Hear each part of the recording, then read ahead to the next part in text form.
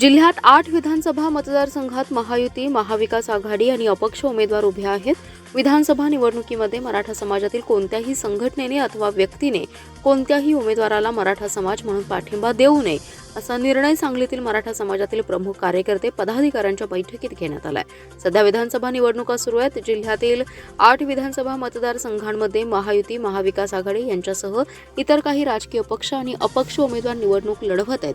या सर्वच पक्षांमध्ये व अपक्षांच्या बरोबर मराठा समाजाचे अनेक बांधव कार्यरत आहेत. त्यामुळे मराठा समाजाची या विधानसभा निवडणुकीतील भूमिका काय असावी यावर चर्चा करून निर्णय घेण्यासाठी पंचमुखी मारुती रोडवरील कष्टकऱ्यांची दौलत या ठिकाणी बैठकीचं आयोजन करण्यात आलं होतं. मराठा आरक्षणासाठी मोठा लढा उभा केलेले मनोज जरांगे पाटील यांनी हा निवडणूक विषय डोक्यातून काढला असल्याचं त्यांनी सांगितलं. महाविकास आघाडी, महायुती, अपक्ष असे कोणालाही पाठबळ दिलेले नाही असं जाहीर केले.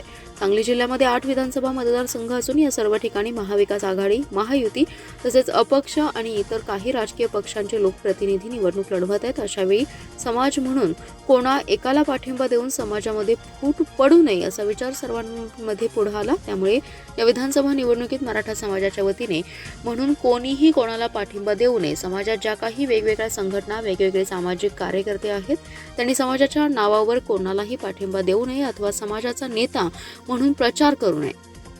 वैयक्तिक पातळीवर वैयक्तिक इच्छेनुसार काम करावं, प्रचार करावा, मात्र ती समाजाची भूमिका आहे असं सांगू नये असा निर्णय बैठकीत घेण्यात आलाय.